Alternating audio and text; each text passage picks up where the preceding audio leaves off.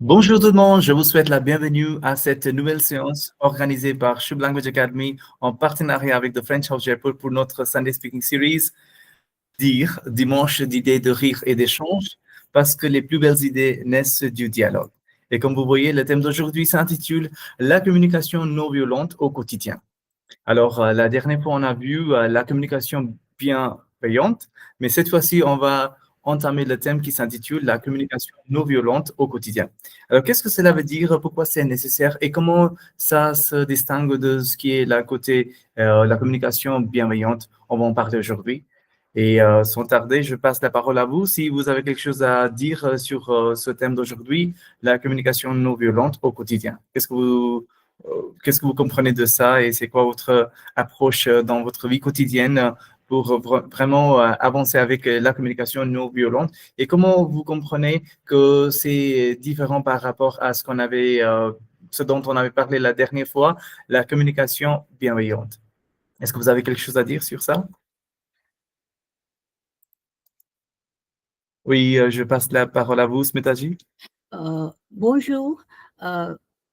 Selon moi, il y a seulement un petit lien entre euh, la communication bienveillante et la communication non violente. Parce que la communication est une chose très importante dans notre vie.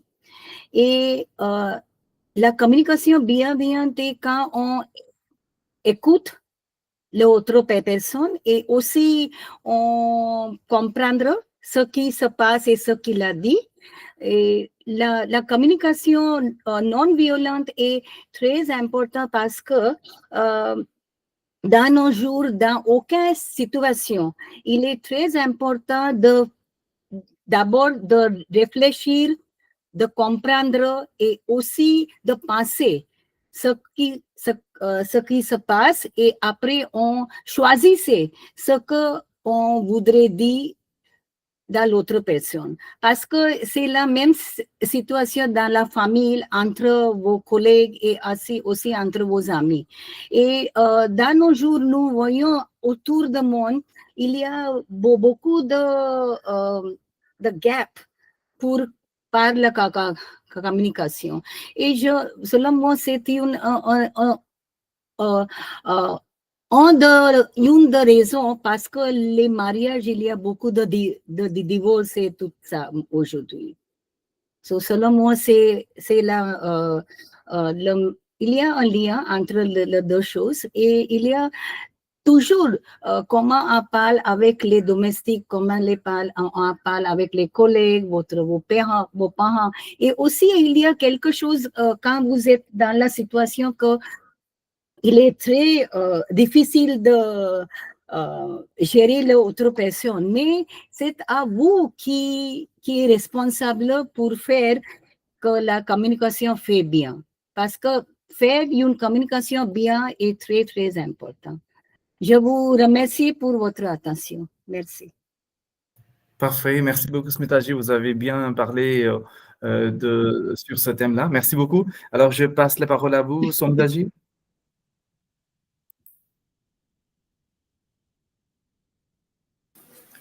Bonjour à tous. Aujourd'hui, notre thème, c'est la communication non violente au quotidien. Cela me rappelle de ce que Swami Vivekananda a dit. Commence toujours avec soi-même. Parce que, c'est-à-dire le je, puis la famille et ensuite la société. Mais malheureusement, la plupart de nous commencent à la renverse. Donc, soigner le je, soit physique, soit mental, ou spirituel, provoquera une bonne santé ainsi que le sentiment de bien-être. On est en équilibre, le corps, l'esprit, le côté spirituel. Par conséquent, le respect de soi-même, la connaissance de soi-même et l'amour de soi-même épanouissent. De là renaît l'empathie, l'émotion juste et même une identité de notre émotion. Ça, c'est très important. et par suite une bonne communication. Nous, surtout des femmes, stressées, victimes des tâches familiales, des travaux dehors, le déplacement, etc., on n'est pas toujours en charge de nos sentiments, de nos émotions. Donc, le remède, apprendre à dire assez. Eh bien, les tâches et les responsabilités doivent être partagées. Encore, les mauvaises humeurs vont bientôt transformer par conséquent. Donc, si on peut être spirituel avec une touche d'humeur, ça sera le meilleur médicament. On sera privilégié une bonne communication, moins violente, la moins violente, je dois dire. J'admire des films, beaucoup de films où on propose d'une communication, bonne communication comme ça. Récemment, j'ai vu un film où c'est un film Telugu. Je vais conclure avec ça. La mère est très, très spirituelle et avec de bonne humeur. Elle a toujours une solution au problème familial. Elle n'est pas toujours respectée par son mari comme des problèmes que nous avons maintenant, mais elle est toujours souriante et son fils aîné a des problèmes parce qu'il ne fait pas très bien à l'école, il n'aime pas le mathématique et elle devient l'enseignante. Elle a changé son fils. Ça, c'est vraiment un bon message, en fait, pour nous. Merci. Parfait. Merci beaucoup, Somdaji. Alors, oui, vous avez raison. C'est-à-dire, avec une bonne intention, on peut tout changer. C'est vrai. Très bien. Alors, aujourd'hui, ce qu'on va faire, on va bien sûr travailler sur la communication non violente. Et ce que vous avez dit, Smitaji et Somdaji, c'est vrai parce que quand on va parler, ce dont on a parlé la dernière fois, la communication bienveillante, on a parlé de cette attitude générale, spontanée, parce que c'était basé sur la douceur, c'était basé sur l'attention et c'était plus souple et c'était plus intuitif et c'était l'intention parce que c'était vers l'harmonie, mais il n'y avait pas de cadre, je dirais, théorique strict. Mais par contre, quand on parle de ce que c'est la communication non violente, c'est vraiment l'entraînement, c'est la pratique, c'est vraiment, comment dire, c'est fondé sur une théorie claire et mondiale. Et donc, aujourd'hui, je vais partager mon écran avec vous pour vous montrer les 4 étapes parce que c'est une théorie proposée par Marshall Rosenberg. Et comment entamer cette communication non violente? Ça me fait penser à ce que disait Kashmiraji la dernière fois. Quand on va accuser, quand on va blâmer quelqu'un, on va dire mais tu es jamais là. Et donc, comment reformuler d'une façon positive pour que l'échange avance? Et ça, c'est nécessaire. Sinon, on va bloquer la communication. Et donc, cette fois-ci, ça ne va pas être quelque chose de général, mais on va passer vers quelque chose de beaucoup plus concret à travers ces échanges, à travers ces étapes. Et puis, je vais vous passer la parole en partageant mon écran. Ok, je partage mon écran et puis nous allons voir comment le faire, ce que c'est la communication non violente.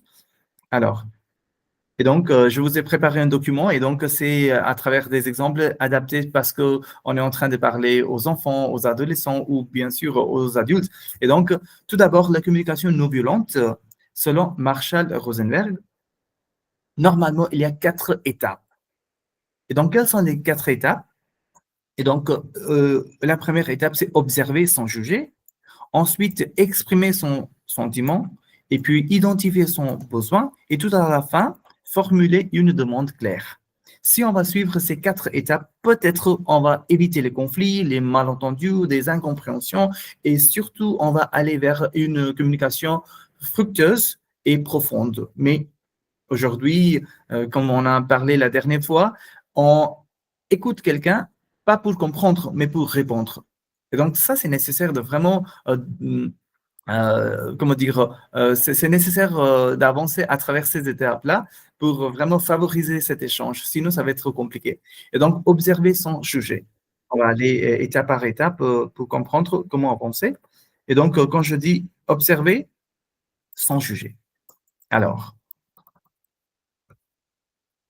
si mon écran n'est pas visible pour vous, vous allez m'indiquer, d'accord? Alors, observer sans juger, il s'agit d'écrire les faits tels qu'ils sont, sans interprétation, sans accusation, sans généralisation. Mais normalement, ce qui se passe, c'est qu'on est en train de vraiment généraliser. On dit, toi, tu es insupportable, tu ne fais jamais ce que je te dis, tu es toujours en retard. Et donc, c'est normal parce qu'on fait comme ça. Parce qu'on ne nous a pas appris à vraiment avancer avec une bonne approche, mais c'est le moment. Bien sûr, on peut le faire, on le fait déjà peut-être, mais des fois, quand on se trouve bloqué, mais avec cette personne, ma communication n'avance jamais. Et pourquoi? Parce que peut-être je suis pas, I'm not following, je suis pas ces étapes, peut-être. Ou bien, c'est pas fait de la bonne façon. Et donc, ce que je peux faire, c'est que je peux observer sans juger. Et donc, quand on va changer ça par CNV, c'est la communication non violente, je vais plutôt dire, ce matin, tu es arrivé 20 minutes après l'heure prévue. Vous voyez? Donc, ça change tout. Je ne suis pas dans cette phase où je suis en train de blâmer, accuser ou bien généraliser cette action faite par cette personne-là. Et donc, ce matin, tu es arrivé 20 minutes après l'heure prévue. Alors, excusez-moi, donc on Oui. reformule la phrase. On On reformule la Bien phrase. sûr, absolument, Kashmir a dit. Pourquoi c'est nécessaire? Parce que on a des sentiments, mais vous voyez, c'est un entraînement, c'est un conditionnement, c'est une pratique, mais ça arrive petit à petit. Parce que, bien sûr, peut-être, je suis en colère. Oh là là, je l'attends, ça fait 20 minutes, mais on va bientôt commencer notre présentation, mais elle n'est pas encore venue. Mais si je lui dis, mais tu es insupportable, je vais aggraver la situation. Parce qu'après, il faut que je sois, je sois dans mon état normal pour la présentation et que l'ambiance soit harmonieuse aussi, ça c'est nécessaire. Et donc, pour ne pas ruiner ce moment-là, donc c'est nécessaire de vraiment dire d'une façon correcte. Ça, c'est vrai, Kashmir a dit que c'est pas si simple, mais c'est un entraînement. Et donc, ce matin, tu es arrivé 20 minutes après l'heure prévue. Mais on peut le dire même après, c'est pas grave. C'est pas sur le coup que je vais lui dire. Peut-être je vais lui dire après la présentation, parce que bien sûr, il me faut du temps pour me calmer aussi, pour me mettre dans cet état où je peux le dire. Voilà, et donc on décrit, mais ce que je vais faire, c'est que je vais décrire ce que je vois ou j'entends, pas ce que je pense que l'autre est. Vous voyez? Et donc ça, c'est nécessaire de vraiment éliminer les accusations, les blâmes que je vais porter à quelqu'un d'autre. Mais ça, c'est difficile, mais quand même, il faut arriver à le faire. Voilà, et donc, je vous mets quelques exemples avec un enfant. Quand je vois tes jouets par terre dans le salon. Alors, c'est ça que je peux lui dire. Quand je vois tes jouets par terre dans le salon. Et donc, vous voyez les 4 étapes. Je vais revenir à ces 4 étapes-là pour vous montrer que ces 4 étapes, on commence par l'observation, après c'est le sentiment, et puis c'est le besoin, et tout à la fin, c'est la demande. Voilà, et donc c'est 4 étapes. Et donc, tout d'abord, c'est l'observation. Et qu'est-ce que je vois? Je vois, avec un enfant, je lui dis, voilà, je vois tes jouets par terre dans le salon. C'est ça que je lui dis. Rien de plus, rien de moins que ça. Et donc, mais par contre, j'aurais pu lui dire avec une approche blessante, j'aurais pu lui dire, mais tu es toujours tellement désordonné, tu laisses tout traîner partout. Mais tu ne fais jamais d'efforts, c'est vraiment pénible. Ou bien, tu es incapable de ranger comme les autres enfants. Vous voyez? C'est avec un jugement. Observation avec un jugement. Mais il ne faut pas le faire. Il faut dire seulement ce qu'on voit, ce que j'entends. Et je lui dis, quand je vois tes jouets par terre dans le salon, point final. C'est-à-dire, point final pour mon observation. C'est que ça. Avec un adolescent, peut-être, quand je constate que je t'ai envoyé 2 messages aujourd'hui et que je n'ai reçu aucune réponse. Voilà, c'est peut-être mon enfant, peut-être mon ami, je ne sais pas, quelqu'un dans ma famille et à qui je dis, mais quand je constate que je t'ai envoyé 2 messages aujourd'hui et je n'ai reçu aucune réponse. Mais j'aurais pu lui dire à travers une version blessante en lui disant « Mais tu t'en fiches complètement de moi, tu ne respectes rien, tu ignores volontairement mes messages et tu es vraiment égoïste. » Vous voyez, ça, on peut lui dire, on aurait pu lui dire, mais il faut faire attention. Et puis, j'aurais pu lui dire, comme d'habitude, tu ne penses à personne d'autre qu'à toi-même, n'est-ce pas? Mais tu n'es jamais capable d'être responsable même pour répondre. Vous voyez? Mais je ne porte pas de jugement, je dis ce que j'ai fait. Qu'est-ce que j'ai fait? Je t'ai envoyé 2 messages et je n'ai reçu aucune réponse. Voilà. Avec un adulte, quand tu me coupes la parole pendant la réunion, c'est-à-dire il y avait une réunion, la présentation, tout le monde était là, on était là avec nos collègues, et que mon collègue me coupait la parole, et donc je lui dis, après notre réunion, je lui dis, mais tu vois, Thomas, Philippe, quand tu me coupes la parole pendant la réunion, tout simplement ça, c'est mon observation, ce que j'ai observé. Voilà. J'aurais pu lui dire à travers une version blessante, mais tu es vraiment impoli, tu ne respectes personne. Tu te crois plus important que tout le monde, c'est insupportable. Mais tu fais exprès de me rabaisser devant les autres. Tu es toujours en train de parler trop, tu ne laisses jamais la place aux autres. Vous voyez? Et donc, au lieu de dire ça, je peux lui dire, mais quand tu me coupes la parole pendant la réunion, et maintenant on va passer vers la deuxième phase, c'est le sentiment que je vais partager avec lui. Mais pour le moment, je n'ai pas partagé mon sentiment. Vous avez compris? C'est-à-dire, c'est la première étape, juste la partie observation. Je suis en train d'observer et je lui dis à cette personne tout ce que j'ai observé, tout ce que j'ai vu, tout ce que j'ai entendu. Que ça. Mais je n'ai pas encore partagé mon sentiment. Mais avant de passer vers cette étape de partager son sentiment, on va voir comment observer sans juger, parce que vous voyez, c'est pas si simple, c'est un défi, et des fois, vous voyez, mais c'est possible, c'est pas impossible, mais c'est vrai, c'est hyper compliqué parce qu'on est vraiment dans cet état d'esprit, avec cette émotion profonde, mais comment le dire d'une façon correcte. Voilà. Donc, dans la vie quotidienne, nous mélangeons ce que nous voyons avec ce que nous pensons. Alors, ça, c'est normal, parce qu'on est les êtres humains. Mais comment arriver? Comme disait Somdaji, elle parlait de Swami Vivekananda. Et donc, vous voyez, donc, quand les personnes avec beaucoup d'expérience, quand ils communiquent avec les autres, ils font attention à ce qu'ils disent. Et c'est pareil pour nous. Et pourquoi on reste vraiment piégé, coincé entre nos communications quotidiennes, en se blâmant, en se disant qu'il ne m'écoute pas, il ne fait pas comme il le faut, ou bien il y a toujours je dirais, ces blocages. Mais pour éliminer ces blocages, c'est nécessaire de suivre ces 4 chemins de Marshall Rosenberg. Ce dont on a parlé, c'est les approches pour la communication non violente.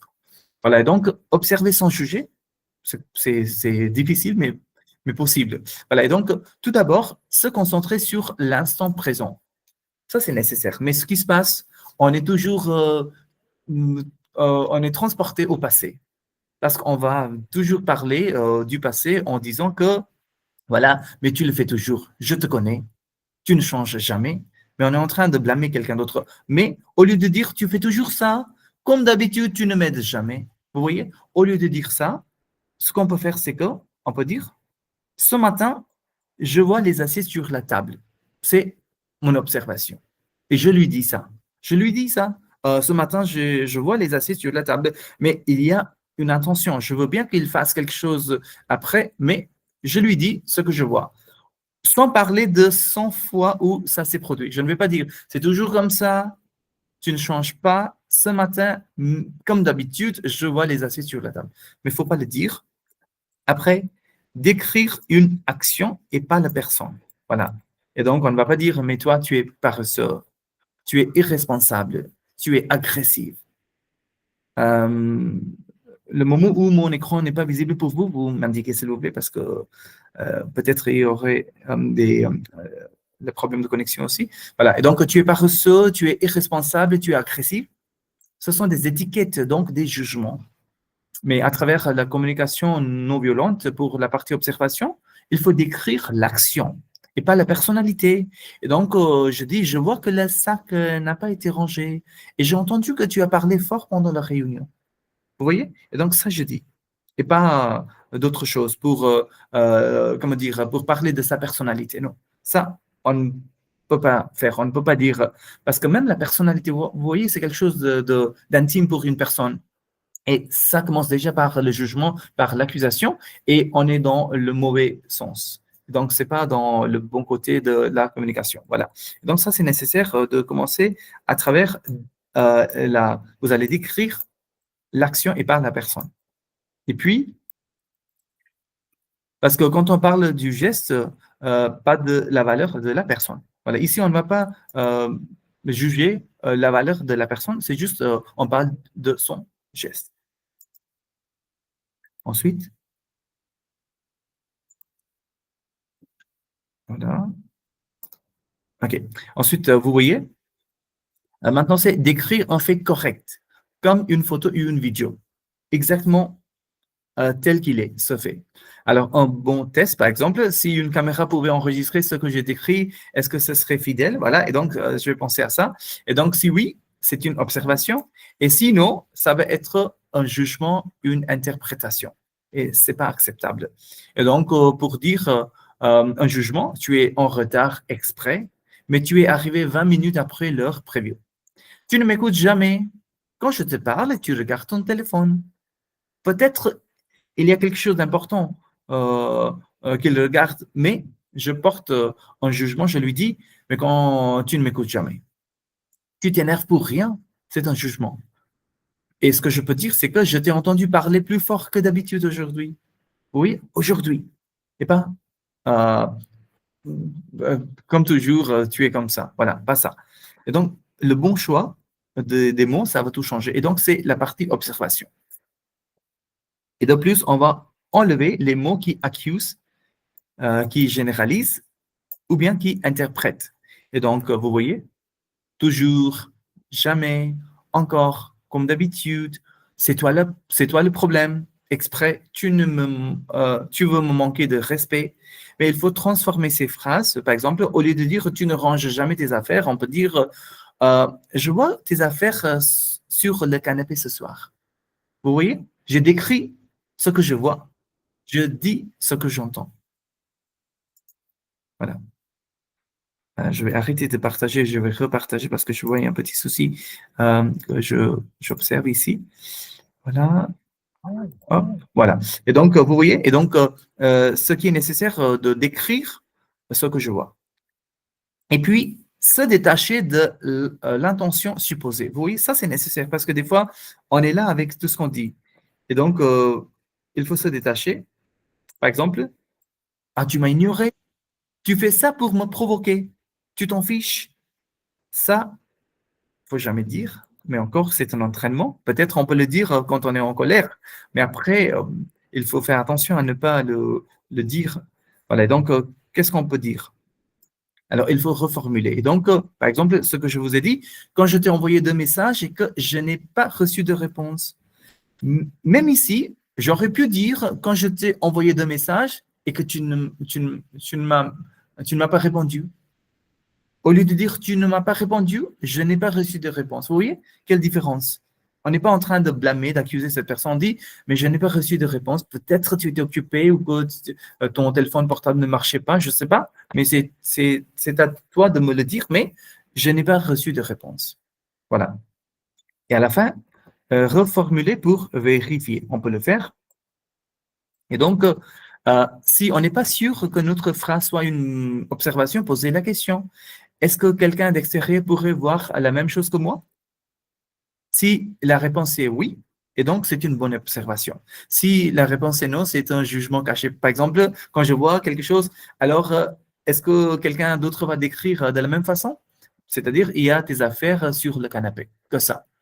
Ou bien, c'est tout le temps comme ça ne change rien pour lui, et donc, vous voyez, j'ajoute quelque chose de plus. Et donc, ça change de la partie observation vers la partie jugement. Et donc, pour ça, il faut rester vigilant. Et donc, comme je vous ai dit, c'est un entraînement, on peut le pratiquer. Et donc, pour résumer, simple, pour observer sans juger, que faut-il faire? Décrire le moment présent, décrire les faits, pas les sentiments cachés dedans, décrire l'action par la personne, parler comme si on décrivait une photo ou une vidéo. enlever les mots d'accusation ou de généralisation et tout à la fin, ne pas imaginer l'intention de l'autre. Vous voyez? Par exemple, le téléphone portable de mon ami ne marchait pas. Et c'est pour ça, cette fois-ci, il ne m'a pas répondu à cause de ça. Mais comme il ne me répondait pas avant non plus, du coup, je me suis dit, bon, je t'ai envoyé des messages, tu ne m'as même pas répondu comme d'habitude. Et donc, je suis en train d'imaginer que c'est son habitude. Mais peut-être son téléphone ne marchait pas. Il faut lui donner cette opportunité de s'exprimer. Parce qu'on ne sait pas, c'est cette fois-ci que c'était une bonne volonté de son côté, mais j'ai tout mis de travers, à travers mon jugement. Voilà. Et donc, c'était la première phase de la communication non violente. Ce dont on a parlé, c'est l'observation. Est-ce que c'est bon? Vous comprenez? Si vous avez des questions, vous avez des remarques? Je voudrais ajouter quelque chose. Oui, allez-y, Vaveshi. Quand je pense, quand on répondait le message, quand j'ai envoyé le message, mais tu n'es pas répondu, on peut demander aussi que est-ce qu'il y a des problèmes que tu n'as pas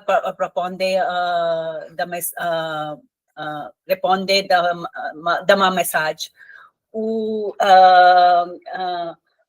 pourquoi on peut dire. Tout à fait. Tout à fait, tout à fait. Mais en fait, vous voyez, Bhaveshi, c'est très bien ce que vous dites, mais après, qu'est-ce qu'on va faire? On va passer vers exprimer son sentiment. Ici, on va reformuler, parce que peut-être vous étiez inquiète, n'est-ce pas? Oui. Vous aviez peur, parce que vous pensez beaucoup à cette personne, et c'est pour ça, vous aviez peur, c'est pour ça. Et donc, on va formuler son sentiment. Oui, on va passer par ça. Bien sûr, vous avez raison, mais on va essayer de le faire à travers ces 4 étapes et vous allez trouver votre réponse là-dedans pendant ces 4 étapes.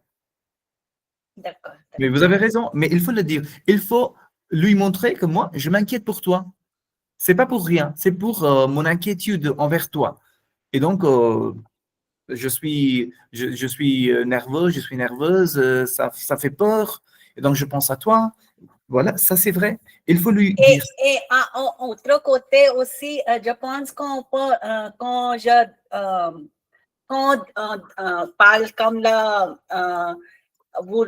s'il vous plaît, ou Oui. Respectez beaucoup sûr. autres personnes, mais il ne comprend pas. Comme les jeunes filles ou les jeunes garçons ne comprennent pas quel est le respect des autres, quelle est l'émotion. Tout à fait. Mais ça ne change rien pour vous, Bhaveshi. Ça ne change rien pour vous. C'est-à-dire, vous dites merci, vous dites s'il vous plaît, vous dites s'il te plaît, vous le gardez. Vous n'enlevez pas parce que c'est votre personnalité. Même si... mais l'autre personne, il n'y a pas de lien dans la famille quand vous dites tous les jours les merci ou s'il vous plaît. Il n'y a pas de lien dans des amis. Il ne s'attendait pas que vous dites toutes les choses de respecter. C'est la famille, c'est comme ça. C'est vrai, mais vous voyez, comme on dit, la charité bien ordonnée commence chez soi, parce que entre les membres de la famille, bien sûr, ça peut marcher. Mais après, qu'est-ce qu'on veut? On veut bien que quand les membres de la famille se communiquent ou échangent avec les autres, alors c'est où l'apprentissage? C'est à la maison, c'est dans la famille. Et donc, avec nos enfants, quand on va leur dire merci, s'il vous plaît, ou d'autres mots gentils, ils vont les remettre dans leur conversation avec les autres, dehors de la famille, dehors de la maison. Et donc, c'est vraiment un entraînement, un apprentissage, une pratique qu'ils vont entamer à la maison. Vous voyez? Oui. Ça, c'est nécessaire. Voilà. Oui, je passe la parole à vous, Somdaji, puis Champa, et puis on va continuer. Allez-y, Somdaji.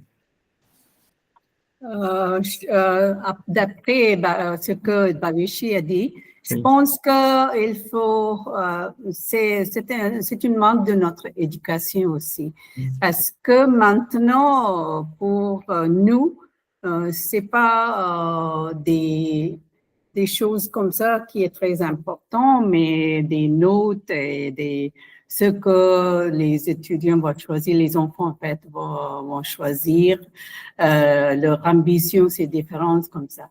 Donc, moi, je crois que c'est très important d'introduire des thèmes comme ça dans l'éducation. Merci. Oui, tout à fait. Oui, c'est vrai. Les bonnes manières, ça reste quelque chose d'inévitable. C'est quelque chose d'important. Oui, merci, Somdaji. Oui, Champa, allez-y.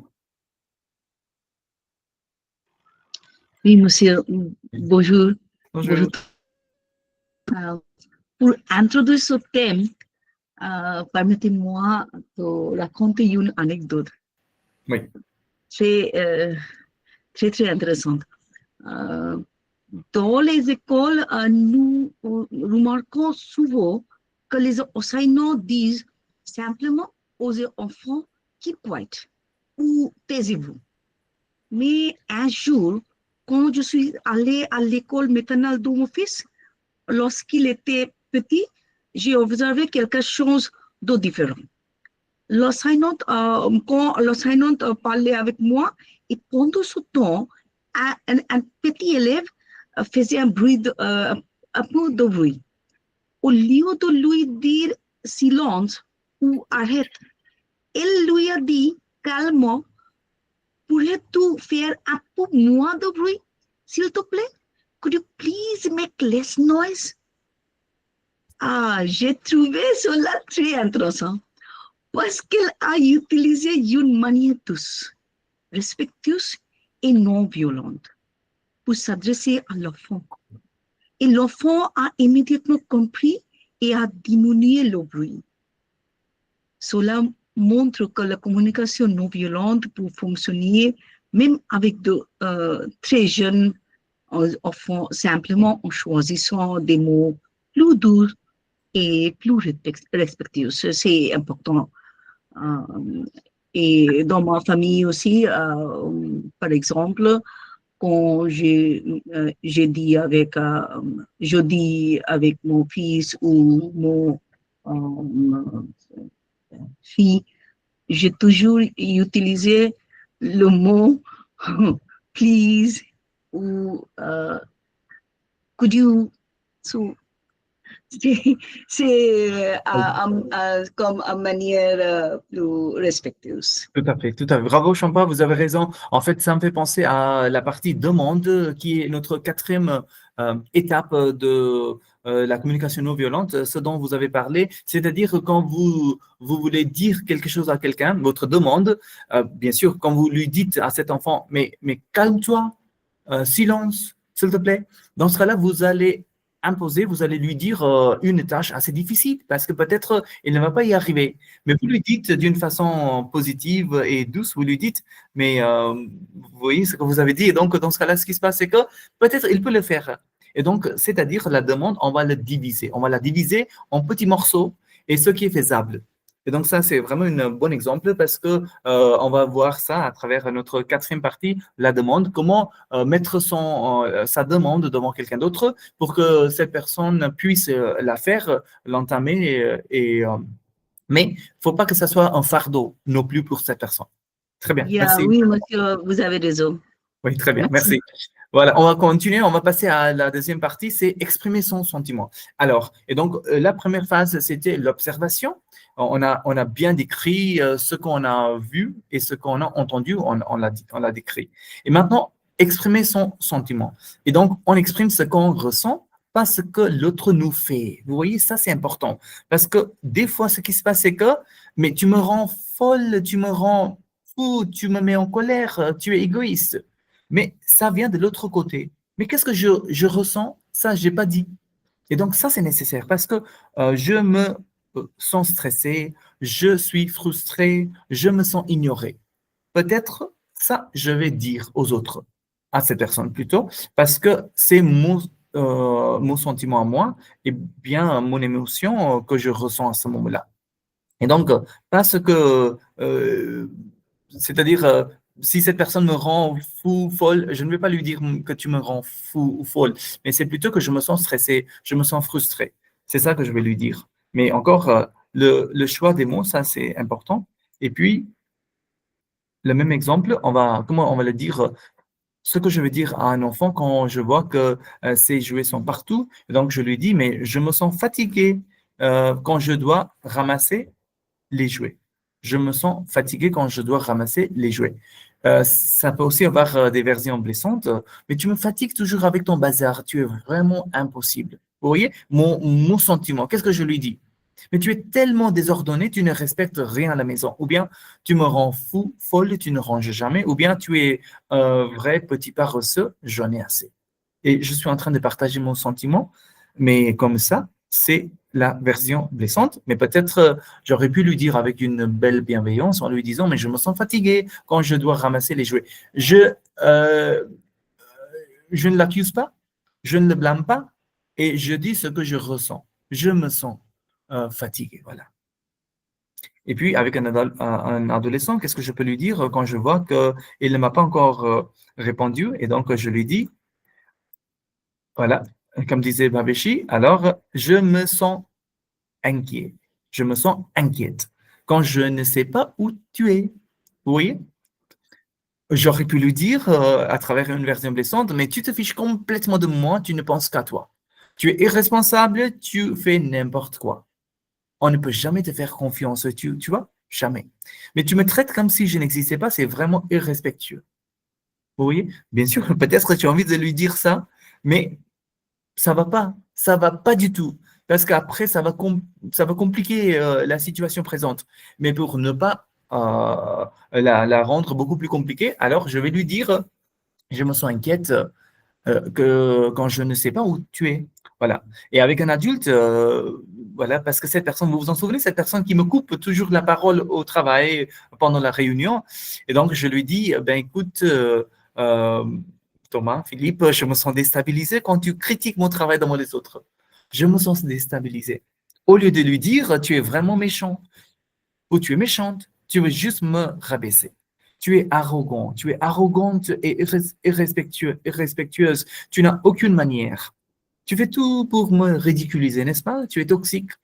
Tu n'es jamais capable d'être professionnel et tu critiques tout le monde. Au lieu de dire tout ça, et pour ne pas aggraver la situation, je vais lui dire, je me sens déstabilisé quand tu critiques mon travail devant les autres. Et ça, peut-être après la présentation, bien sûr, et quand on peut le dire calmement. Parce que quand on dit quelque chose, c'est mon sentiment. La première phase, vous vous en souvenez, c'était la description, c'était l'observation. Et puis, la deuxième phase, c'est le sentiment que je vais partager. Mais ici, le rôle du ton, le ton que je vais employer, ça joue un rôle important parce que comment je vais lui dire, ça va vraiment être quelque chose d'important. Et donc, je vous ai voilà. Et donc, en CNV, c'est-à-dire la communication non violente, les mots sont importants, mais le ton compte autant, parfois même davantage. Un même message peut créer la paix ou le conflit, selon la manière dont il est dit. Et donc, si je dis à mon enfant, mais tu vois, je me sens fatigué quand je dois ramasser les jouets, ce message peut paraître doux, accusateur, ironique, agressif, ça dépend. Vous voyez, on a choisi la plus belle phrase. Mais quand même, la plus belle phrase peut être, ça peut être doux, accusateur, ironique, agressif, selon le ton, le rythme et même l'expression du visage. Mais comment le faire? Alors, pourquoi le ton est détriment? Voilà, parce que l'autre personne ne réagit pas seulement aux mots, mais aussi à l'émotion derrière les mots, à la musique de la voix, au niveau de tension. Et puis aussi, ce qu'on peut voir, c'est, voilà, ici, vous voyez, à l'énergie affective.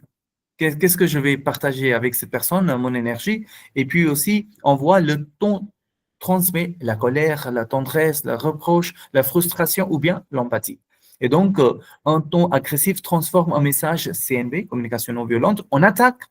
Même si la phrase est bien formulée, l'autre ne peut plus l'entendre, non, pas du tout, parce que c'était pas bien dit. Mais par contre, si je dis mon message avec bienveillance, alors je vous ai mis quelques façons de le dire. Parler avec un ton calme et posé. Comment? Par exemple, on peut le dire d'une façon. Attendez, je vais partager ça. Voilà. Et donc, je peux le faire avec du calme. Et c'est-à-dire, le calme ne veut pas dire être froid. C'est un ton stable, régulier, qui ne tremble pas et ne monte pas dans les aigus. C'est-à-dire, je me sens fatigué. Vous voyez, lentement, avec une respiration qui est posé et sans tension dans la gorge. Voilà. Et donc, je me sens fatigué. Ou bien, je me sens fatigué. Vous voyez, ça change tout. Ça change tout. Mais encore, je vous redis ça, c'est un entraînement, c'est une pratique. Et ça, c'est la communication non violente. Évitez le sarcasme et l'ironie. Parce que l'ironie, même légère, détruit l'intention bienveillante. Elle transmet un message caché, c'est-à-dire « je me moque de toi ». Par exemple, on peut éviter « je me sens fatigué comme d'habitude ». Ah, je me sens fatigué comme d'habitude. Dès que vous mettez ça comme d'habitude, tout change, tout change. Et donc, c'est plus la communication non violente. On est vers la communication violente. Vous croyez ça? C'est-à-dire, dès que je mets les mots comme d'habitude, c'est la communication violente. Mais des fois, on emploie énormément comme d'habitude. On ne fait pas attention à ça. Mais c'est-à-dire, c'est une communication violente. Et qu'est-ce que ça change? Ça change notre image dans le cerveau de celui qui nous écoute. Parce qu'il pense que non, c'est une blague et cette personne est en train de m'accuser pour me dire que c'est comme d'habitude, comme d'habitude. Et donc, il faut faire attention à ne pas faire ça. Et puis, ne pas sourire pour minimiser son sentiment. Voilà, on peut le faire parce qu'on on montre bien sûr la bienveillance, mais dans un message émotionnel, on peut sourire, peut sembler que c'est faux, c'est nerveux, c'est moqueur, c'est superficiel, mais le sourire doit être doux, authentique, mais pas pour cacher l'émotion. C'est-à-dire, si vous êtes, c'est-à-dire que pour garder votre fermeté, vous pouvez le dire, mais avec un sourire, mais pas d'une manière que ça peut sembler faux, nerveux, ce que je vous ai dit. Voilà, et on peut garder une expression neutre, mais chaleureuse. Voilà. Et puis, parler avec bienveillance, mais aussi avec fermeté, ce que je vous ai dit. Alors, fermeté, c'est important avec, vous voyez, les enfants disent, avec tout le monde. Avec tout le monde. Je dis que quand je veux bien que mon message passe, et je ne veux pas que l'autre prenne mon message comme un message faible, faut que je sois ferme et aussi que mon message passe avec de la fermeté. Et donc, bienveillance, des fois, on peut le confondre avec la faiblesse. Mais on peut être doux et clair, on peut être empathique et ferme. Et donc, quelques exemples qu'on peut utiliser pour les tons, c'est que la voix douce, débit long, regard stable, posture ouverte et message clair. Par exemple, je me sens fatigué quand je dois ramasser les jouets. Et j'ai besoin de ton aide pour que la maison soit agréable pour tout le monde. Vous voyez cette partie que je vous ai mis en bleu, c'est la partie besoin, ce dont on va parler maintenant. Mais juste cette partie où je suis en train de montrer mon sentiment, je me sens fatigué quand je dois ramasser les jouets. Cette partie-là, alors, il faut que ça soit clair et très ferme, et puis aussi à travers le ton qui est correct. Et après, exprimer l'intention avant le message. C'est quoi mon intention? Je pense que c'était Bhavishi qui disait « Je te parle avec douceur parce que je veux qu'on se comprenne ». Ça, on peut le dire. Des fois, l'autre n'est pas en mesure de m'écouter, de nous écouter. Et donc, on peut le dire clairement que je te parle avec douceur parce que je veux qu'on se comprenne. C'est-à-dire, il y a aussi une autre option de te parler, mais je ne l'emploie pas, mais ça, on ne le dit pas, ça se comprend. Je te parle avec douceur parce que je veux qu'on se comprenne. Ou bien, je me sens fatigué quand je dois ramasser les jouets. Voilà. Et donc, après, on peut le dire. Comme ça va contextualiser que ce message, que je me sens fatigué quand je dois ramasser les jouets, c'est un message sincère et fort. Voilà. Et puis, on va passer. Voilà. Et donc, pour résumer, le ton doit être calme, stable, chaleureux, le visage doit être ouvert, non ironique, la posture doit être respectueuse et l'intention bienveillante doit être visible. Et donc, c'est vrai. Et donc, mon intention, c'est bienveillante. C'est bienveillant. Et donc, ça doit être visible. Il ne faut pas que je dise quelque chose et que l'intention, c'est de l'autre côté. Et donc, il faut que ça soit en harmonie tous les deux. Et après, parce que lorsque les mots sont doux, mais que le ton est dur, l'autre entend la dureté, pas les mots. Lorsque les mots sont clairs et le ton bienveillant, l'autre s'ouvre au dialogue. Vous voyez ça? Ça, c'est important parce que des fois, on ne peut pas entrer en dialogue. C'est compliqué parce qu'on pense que l'autre ne m'écoute pas. Pourquoi? Parce que je lui ai dit quelque chose de blessant. C'était pas gentil. Et donc, il n'est pas prêt à m'écouter. Et c'est pour ça qu'il faut faire attention à ce qu'on dit aux autres. Voilà. Et après, on va passer à la troisième partie, c'est mon besoin. C'est quoi mon besoin? Qu'est-ce que je veux lui dire? Qu'est-ce que c'est quoi mon intention spécifique? Voilà. Et donc, chaque émotion, alors on a commencé par l'observation, on est passé vers le sentiment, ce que je ressens, et maintenant, le besoin. Chaque émotion indique un besoin satisfait ou non satisfait. Ça, c'est clair. Exemple de besoin, c'est sécurité, respect, clarté, paix, autonomie, soutien, confiance, par exemple, car j'ai besoin de sécurité, parce que j'ai besoin de clarté, parce que j'ai besoin de respect. Avec un enfant qui laisse ses jouets traîner par terre, on peut lui dire parce que j'ai besoin d'un espace propre pour marcher sans danger. Ou bien on peut vraiment formuler un besoin inclusif. Qu'est-ce que cela veut dire? J'ai besoin d'un espace propre pour que nous marchions sans danger.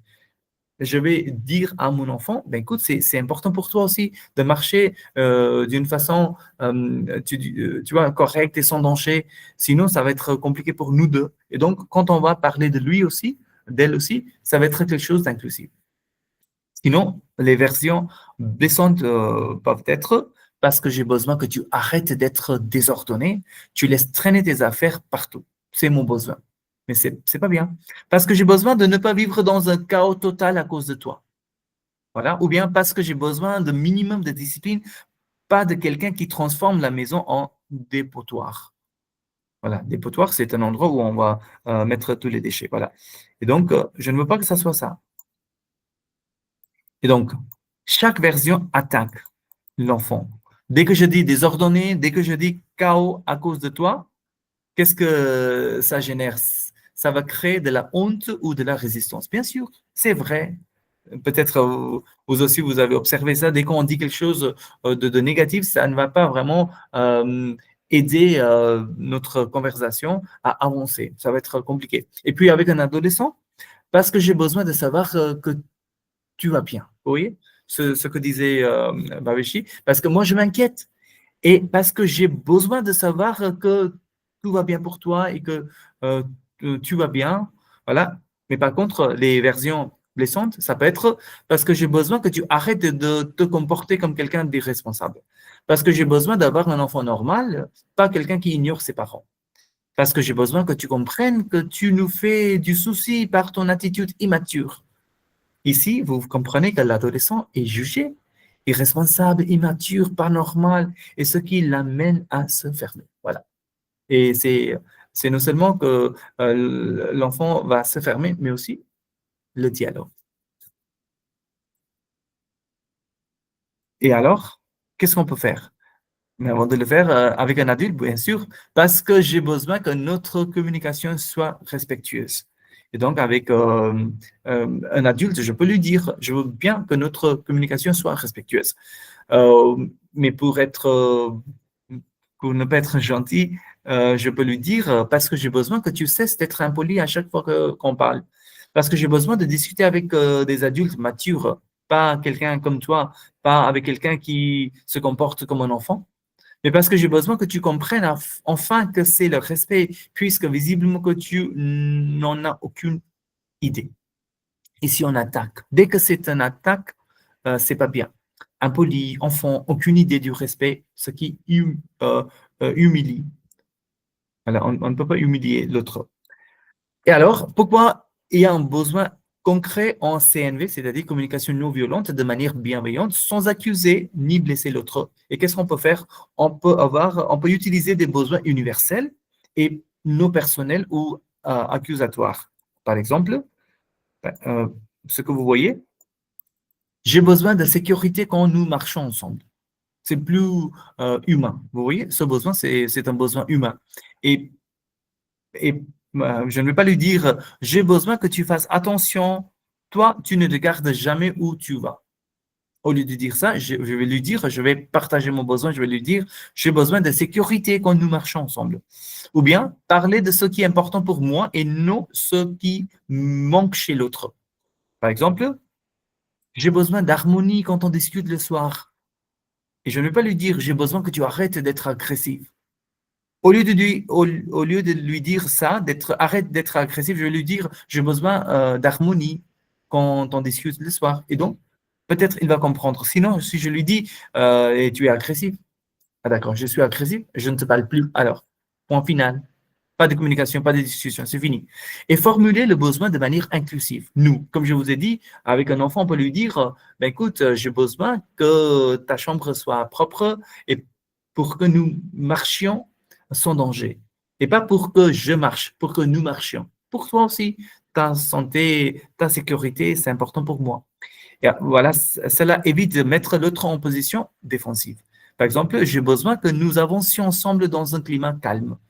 Et il ne faut pas lui dire, j'ai besoin que tu arrêtes de te disputer avec moi. Ça change tout. Oui, ça change tout. Et puis, parler du besoin comme quelque chose de positif, pas comme un reproche déguisé. Vous voyez, des fois, on a envie de le dire. Le besoin doit être exprimé à travers une valeur et pas une blessure. Par exemple, j'ai besoin de clarté pour bien organiser ma journée. J'ai besoin que tu sois moins confus quand tu parles. Vous voyez? Et donc, dès qu'on dit j'ai besoin que tu sois moins confus quand tu parles, je suis sûr que l'autre ne parlera plus parce qu'on l'a déjà accusé, on l'a blâmé et que c'est pas gentil. Et donc, j'ai besoin de plus de clarté pour bien organiser ma journée. Voilà, ça, on peut lui dire. Et tout à la fin, c'est formuler une demande. Mais qu'est-ce que je veux qu'il fasse? Vous voyez, cette personne, ma demande. Alors, c'est une question à la fin. Est-ce que pourrais-tu, vous voyez, avec beaucoup de gentillesse, qu'est-ce que je peux lui dire? C'est la partie formuler une demande claire et réalisable. Et donc, c'est la quatrième étape. Vous vous en souvenez? Je pense que vous vous en souvenez. On a commencé avec l'observation, puis on a dit c'était le sentiment, et puis on a parlé le besoin, et puis maintenant, c'est la demande. Qu'est-ce que je veux que lui il ou cette personne elle fasse? Voilà. La demande doit être concrète, formulée positivement, réaliste, sans contrainte, ouverte à la négociation. Bien sûr, il faut lui donner cette opportunité de négocier. On ne peut pas lui dire quelque chose peut-être qui n'est pas faisable. Ça me fait penser à ce que disait Champa. Et donc, lui donner cette opportunité de trouver, je dirais, un terrain commun d'entente entre ce que je veux qu'il fasse et ce qu'il est capable de faire. Oui, entre les deux. Ça, c'est nécessaire. Et donc, éviter de lui dire arrête d'être immature, respecte-moi un peu, sois plus responsable. Ça, ce sont mes demandes, mais c'est très, comment dire, blessant. Et alors, qu'est-ce que je peux lui dire? C'est trop vague, c'est trop moraliste de plus. Et puis, à travers la communication non violente, qu'est-ce qu'on peut faire? On peut lui dire pourrais-tu ranger tes jouets dans la boîte maintenant, s'il te plaît? Pourrais-tu m'envoyer un message si tu rentres plus tard, s'il te plaît? Pourrais-tu me dire ce que tu as compris de ma demande? On peut lui dire ça aussi à la fin s'il n'a pas bien compris. Par exemple, pour revenir à cet exemple avec les enfants, est-ce que tu peux mettre tes jouets dans le panier avant le dîner, s'il te plaît? Je peux lui dire ça. Au lieu de lui dire, range tes jouets tout de suite, tu es toujours en train de mettre le désordre. Ou bien, tu ne peux vraiment pas faire un effort, non? Mets tes jouets dans le panier, c'est pas compliqué. Ou bien, si tu continues à laisser traîner tes jouets, tu vas finir par tout perdre. Comprends-le enfin. Oui, ça, on ne peut jamais dire ça. Et donc, c'est mieux de dire, est-ce que tu peux mettre tes jouets dans le panier avant le dîner, s'il te plaît? Voilà. Avec un adolescent, vous vous en souvenez, il ne m'a pas encore répondu. Et donc, je peux lui dire, pourrais-tu m'envoyer un SMS si tu changes de lit avec tes amis, s'il te plaît? Ça, je peux lui dire. Oui, au lieu de lui dire, tu pourrais répondre au moins une fois dans ta vie. Envoie-moi un message, ce n'est pas la mer à boire. Et préviens-moi quand tu changes de lit, ce n'est pas si difficile, sauf pour toi, apparemment. Ou bien, tu ne respectes jamais rien. La moindre des choses, c'est de me dire où tu vas. Oui? On n'a pas dit ça, on a dit, pourrais-tu m'envoyer un petit SMS si tu changes le lien avec tes amis, s'il te plaît? Oui, je peux le faire. Il va bien sûr le dire, elle va bien sûr le dire. Et avec un adulte, pourrais-tu attendre que je termine ma phrase avant de répondre, s'il te plaît? Voilà. Et donc, ce qui peut être la version blessante, ça peut être arrête enfin de me couper la parole, tu fais ça tout le temps. Tu pourrais au moins attendre que je finisse, ce n'est pourtant pas compliqué. Ou bien, laisse-moi parler. On dirait que tu veux toujours te mettre en avant. Peut-être c'était mon intention, c'est mon état actuel, mais petit à petit, je vais peut-être arriver à bien reformuler ma demande. Et formuler une demande bienveillante, comment ça se fait? Alors, formuler une demande concrète, précise et faisable. Faisable, ça c'est important. Vous voyez, la négociation, faut que ça soit quelque chose de faisable, réel, pas irréel. Voilà. Et donc, la première partie, c'est une demande concrète, précise et faisable.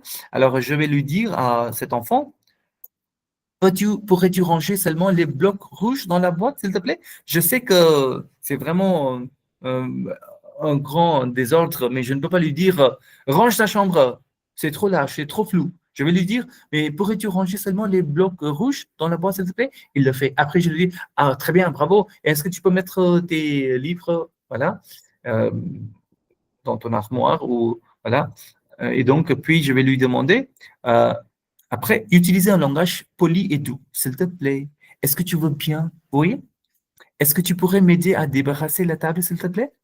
Ça te dérangerait de m'envoyer un message quand tu arrives? Voilà. Et donc ça, le ton et les mots doux rendent la demande acceptable, bien sûr.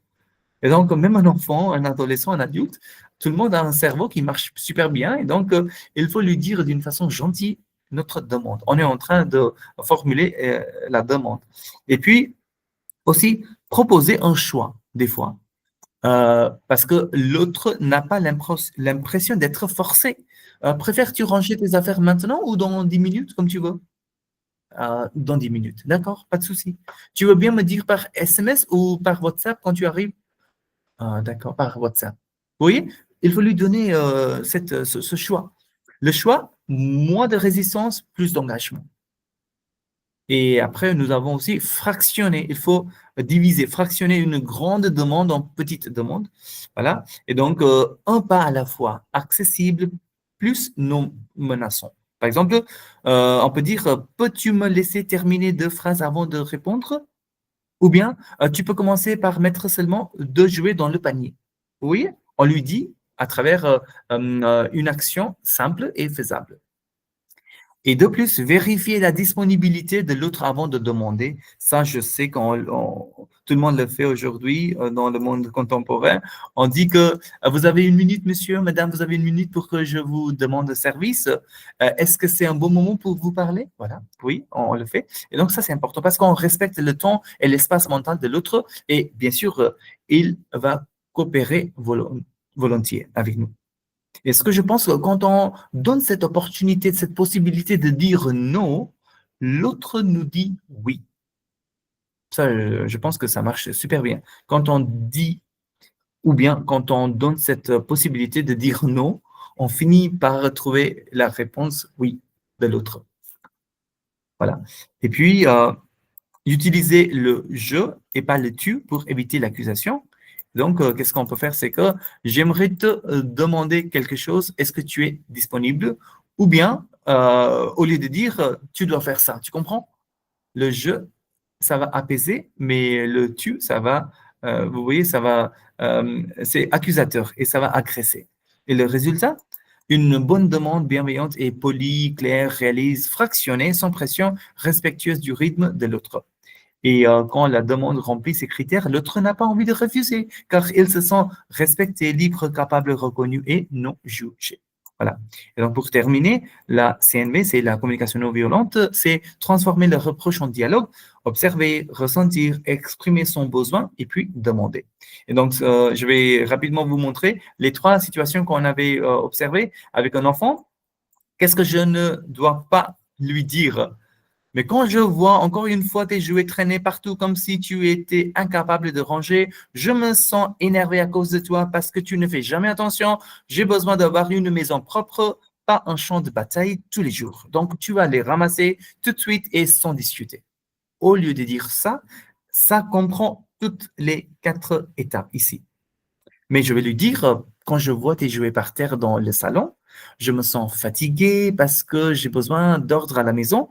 Peux-tu les ranger dans la boîte maintenant, s'il te plaît? Voilà. Et avec un adolescent, si j'avais dit ce que je vais dire maintenant, cela aurait créé une ambiance tendue. Quand tu décides encore une fois d'ignorer mes messages pendant des heures comme si je n'existais pas, je me sens hors de moi à cause de ton irresponsabilité. J'ai besoin d'un minimum de respect, pas d'un adolescent qui disparaît sans prévenir. Donc, tu vas m'écrire immédiatement quand tu changes de lieu, c'est la moindre des choses. Au lieu de dire ça, je lui dis, quand tu ne réponds pas à mes messages pendant plusieurs heures, je me sens inquiète ou je me sens inquiet parce que j'ai besoin de savoir si tu vas bien. Peux-tu juste m'envoyer un petit SMS quand tu changes d'endroit, s'il te plaît? Ça change tout. Et avec un adulte, qu'est-ce que je vais lui dire? Voilà. Et donc, qu'est-ce que je ne dois pas lui dire? Quand tu te permets de démolir mon travail devant tout le monde, comme tu le fais toujours, je me sens humilié par ta méchanceté et ton manque de tact. J'ai besoin d'un minimum de respect, pas d'un collègue qui adore rabaisser les autres. Alors, la prochaine fois, tu vas tu vas te taire pendant la réunion et venir me parler en privé si tu as un problème, d'accord? Au lieu de dire ça, je vais lui dire, quand tu critiques mon travail dans l'équipe, je me sens humilié parce que j'ai besoin de respect et de reconnaissance. Est-ce que tu pourrais me parler en privé si tu as des remarques, s'il te plaît? Oui, ça change tout. Le ton, bien sûr, vos émotions, ça change tout. Et donc, à travers la bonne formulation de l'observation, le sentiment, le besoin et la demande. Et pour terminer, ce qu'on peut faire, si vous avez un collègue qui laisse systématiquement ses tâches aux autres ou bien à vous, qu'est-ce que vous lui dites? Est-ce que vous pouvez formuler les 4 parties rapidement, votre observation, votre sentiment, votre besoin et votre demande? C'est-à-dire, dans votre lieu de travail, il y a un collègue et, euh, et il fait d'une façon systématique, c'est-à-dire, il laisse systématiquement ses tâches aux autres. Mais lui, il sait faire ça, mais il ne le fait pas. Il est censé faire ça, mais il ne le fait pas. Et à cause de ça, on vous demande de le faire.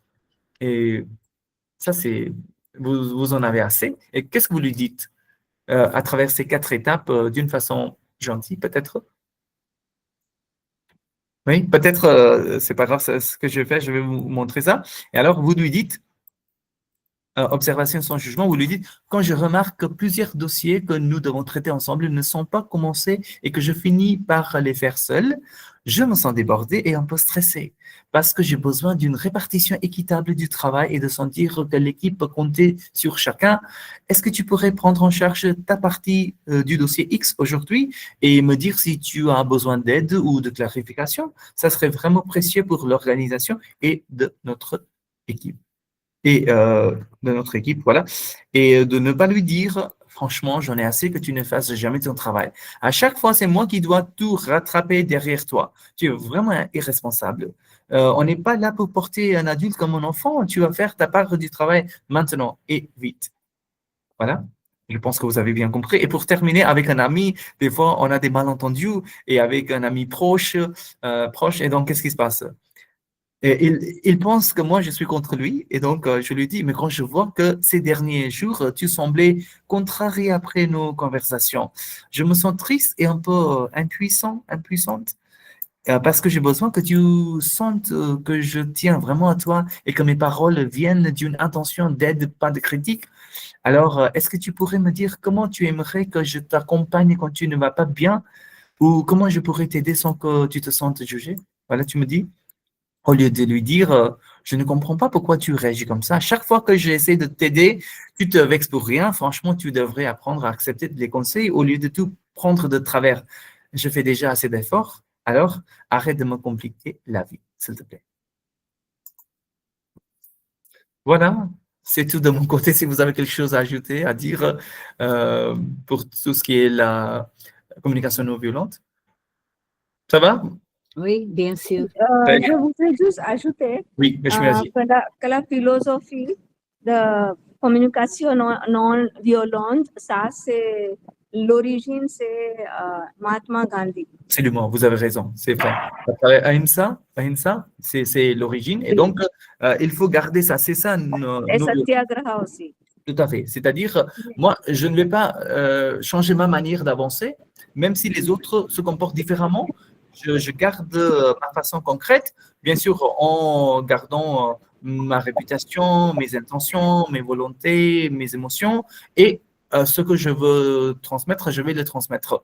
Mais ça ne change rien pour moi. Mais petit à petit, ça va changer peut-être les gens qui vont comprendre à la fin, comme dit Kashmiraji, que c'est Satyagraha, Satyagraha, ou bien Ahimsa. Voilà. Et donc, ce sont les piliers de notre existence. Merci, Kashmiraji. Oui, je passe la parole rapidement à Divya pour terminer notre séance aujourd'hui. À vous la parole, Divya. Merci beaucoup, monsieur. Je voudrais dire, au début, le sujet n'était pas clair à moi. Je n'ai pas compris au début qu'est-ce qu'on doit parler à propos de la communication non violente. Mais vous avez très bien expliqué étape par étape comment il faut amener dans notre comportement.